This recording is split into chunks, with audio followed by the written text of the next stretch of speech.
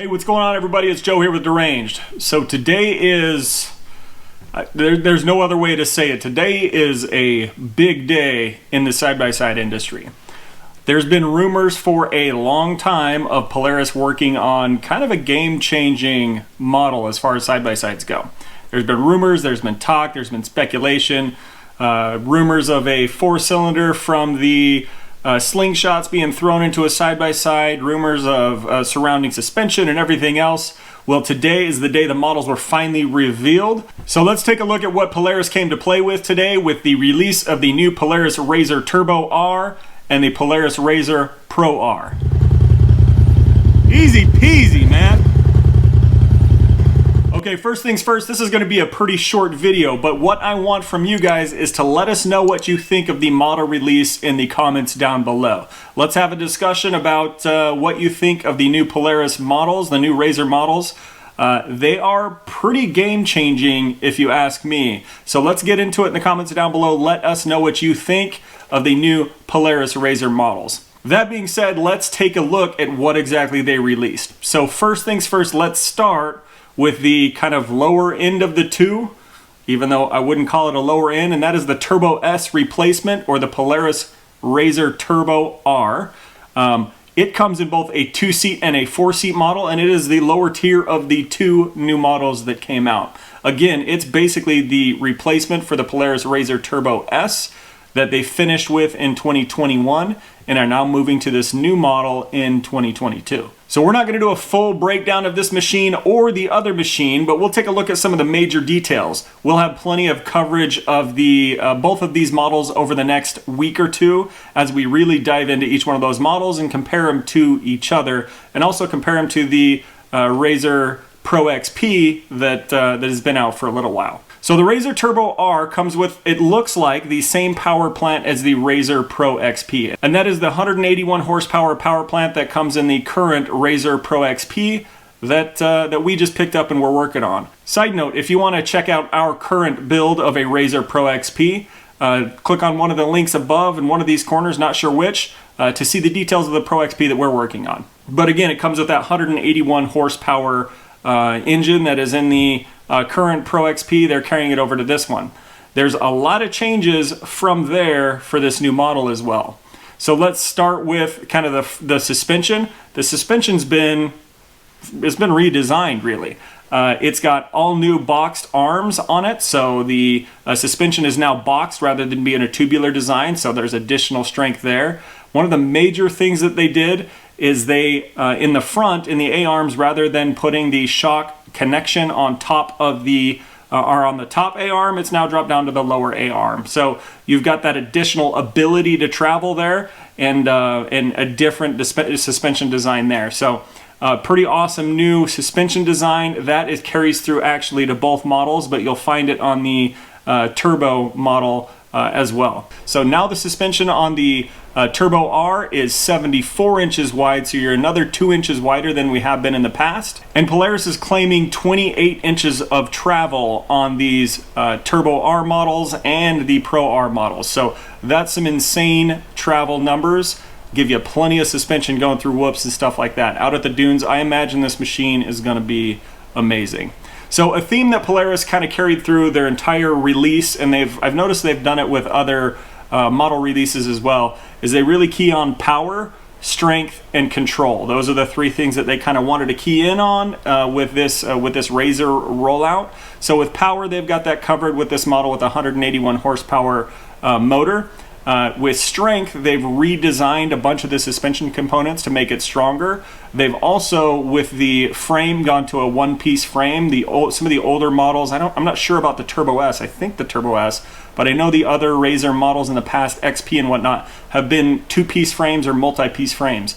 The new frame in this machine is now a single-piece frame, and in addition, the cage up top is also a single-piece cage. So what that does is provide additional strength. Will it be strong enough to replace the idea of putting on a aftermarket cage? I don't know. We'll have to see it when we see it in real life. But they have made it stronger. They've gone to a 2-inch tube, and they've gone to a single-piece cage rather than bolting a couple pieces together. Those welded points are obviously going to be stronger than the bolted together points. For control, obviously they've changed the suspension a bit to give you a little better control there. They have also redesigned the dynamics program, and on the upper models, the ultimate models, they're calling it now, instead of just dynamics, it's dynamics DV. Couple changes to the dynamic system. Number one, DV, I don't think they came out and said it, but DV sounds like it sounds for dual valve or dual valving. Now you're able to adjust compression and rebound on the fly. Well, it does it for you automatically. So now, just like the smart shocks that came out a little while ago from Can-Am, you now have the ability with the Polaris dynamic system to adjust the compression and dampening on the shock, all within the system. Another thing that this new DV dynamic system does as well is adjust the steering. So if you're going through crazy obstacles or racing or whatever, it will adjust the steering sensitivity and feedback throughout the process using the computer. So pretty awesome stuff if you ask me. Kind of sounds like the ultimate control. With the suspension, now there are 4 different modes. That carries through to both models as well. So we'll kind of talk about some of the differences in the Turbo R here in a bit. But it does carry through both models, those 4 different modes on the dynamic system. So we used to have 3, now we're going to 4 modes. Those 4 modes are comfort mode, which is, your regular putting around, relaxing drive type stuff. You have track mode, which that's pretty self-explanatory. That's probably going to be pretty stiff suspension for cornering, jumping, all that kind of stuff. You also have Baja mode, which would be for kind of high-speed desert racing type stuff. And then lastly, you'll have rock mode, which will adjust the suspension for what you need to for doing rock crawling. So all 4 modes on the suspension now, rather than just doing 3 modes.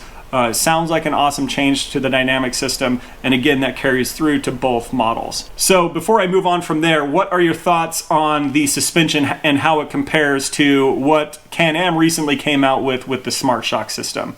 To me, if you look at them and compare them one side by side, one next to the other, to me it appears that Dynamics has taken it to the next level. I'm not sure the Smart Shocks, when it came out, I'm not sure it was good enough to compete with the old Dynamics, let alone to compete with this new dynamic system. It really is, especially with the screen involvement, with the adjustment of the steering and whatnot. It really is next level. So like I said, I'm not going to do a full breakdown of the machine with every one of the details on it here. We'll get to that in the next video. But with this one, my general impressions are I came away super impressed with this Turbo R. It looks like a next level Pro XP, which is pretty stinking awesome. You get the width and a little bit more that you had with that Turbo S that everybody loved. I'm excited to see what people do with this model in the future. I think they really, again, with this first model, the Turbo R hit it out of the park. It's available in 2-seat and 4-seat, which is pretty awesome as well. All right, let's talk about the Pro R. So talk about next level, talk about game changer. To me, I'm gonna say it right here, this is the next level machine. This is the top dog. This, if there was a debate as to whether or not the Turbo RR from Can-Am, X3 Turbo RR, or the Pro XP or a RZR or whatever else is better, that debate's settled. It's undeniable with power, strength, features, all that kind of stuff. You take it all into account. I don't think it's even a debate anymore which machine is the top dog. I think the ball is in Can-Am's court. If they want to become the top dog now, Polaris came. With that said, I don't want to talk junk about Can-Am. This is me talking about junk about Can-Am. Obviously, they have something good going. Best dune cars around, killing it in all the races, including the the best in the desert races, King of the Hammers. They've won it and taken the entire podium multiple times in a row. Can-Am has something awesome going. This new Turbo R, or this new Pro R, it's just next level. So let's talk about the power real quick. So first, it comes with a 225 horsepower, 4-cylinder, naturally aspirated engine. That is a ton of juice coming from a naturally aspirated engine. So awesome new engine that comes with it. It's, ultra responsive power. You have 0 turbo lag because there is no turbo involved. The sucker's just gonna go. Haven't been in it. Polaris, call me. I'd love to get in it. Next one is strength. Obviously, there's been a ton done to this machine for strength. All the same things as was done to the Turbo R was done to the Pro R. Obviously, they share a frame. They all have boxed A-arms, the boxed suspension. They all have the single piece frame, the single piece roll cage. So a ton of stuff done to it. For control, again, it's with the suspension. They've gone to crazy travel numbers with 28 inches or 29 inches, whatever it is. I think they're calling it 28 inches now, but 29 inches of the usable suspension that we've heard about in the past from Polaris. So travel for days, obviously. And then they have that suspension, that the shock attachment that goes to the lower arms up in the front. So suspension on this thing, next level, looks to be pretty stinking killer. For width on this thing, you're looking the same as the Turbo R. You're looking at 74 inches wide. She's a wide girl. Obviously, there's benefits to being a little bit wider. That stability you get in just about anywhere is worth the width for most people. So before I move on to pricing for all of these models, kind of bottom to top, you know, what you're looking at for range anyways, tell me what your thoughts are on this new 4-cylinder engine. Is this something that the UTV market or world needed? Is this going to solve a problem that people have? Is this going to bring a new benefit that's going to make people want to come out and get it? So tell me what your thoughts are on the new 4-cylinder engine, naturally aspirated, in the comments down below. Okay, with some of the details out of the way, let's talk real quick about price before we close this thing out. So price, will start with the Turbo R, obviously the lower of the two models here. The Turbo R is going to start at $25,999. That's your MSRP. You know, today's environment, you're probably not going to be able to get it for anything less than that, or if you do, it's not going to be much less than that. You're going to have a $400, what did they call it? They called it a logistics fee or supply chain fee, something along those lines. You're going to have a little bit of a fee in there. More than likely, that's to ship parts back and forth, stuff like that. You know, the supply chain thing that's going on right now. So again, it starts at $26,000 and then goes up for the 2-seat model to the Ultimate Edition, which will cost you $33,000 or $32,999. We're talking American dollars here, Canadian dollars or other dollars. You can do the math there. So that's for the 2-seat model. Let's talk real quick on the 4-seat model. So the 4-seat model as well of the Turbo R, there are 3 different models. Your first one is the Sport. It's going to run you at $30,000 right there. That's your base model, Turbo R4 Sport, $29,999. That's your US MSRP. For the Turbo 4R Premium, you're looking at $33,999. You get ride command there. You get the new tilt steering wheel. You get some Fosgate audio, a couple other things there. And then for the Ultimate model, you're looking at $36,999 or $37,000. Bit of a step up there, obviously, on the price. You do get some additional features there as well. But those are your price ranges for your 4-seat. So you're looking at $30,000 to $37,000 for your Turbo R models. Let's talk about the Pro R. So we're going to start with the 2-seater, just like on the other model. Your 2-seat Pro R is going to start at $32,000. That's going to be your Pro R Sport or your baseline.